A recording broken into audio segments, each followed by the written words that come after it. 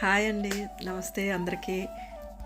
మొన్న ఉగాదిని శ్రీరామనవమి సెలబ్రేషన్స్ ఇక్కడ ఫ్రాన్స్లో తెలుగు వాళ్ళందరూ కలిపి ఇక్కడ చక్కగా సెలబ్రేట్ చేసుకున్నాం.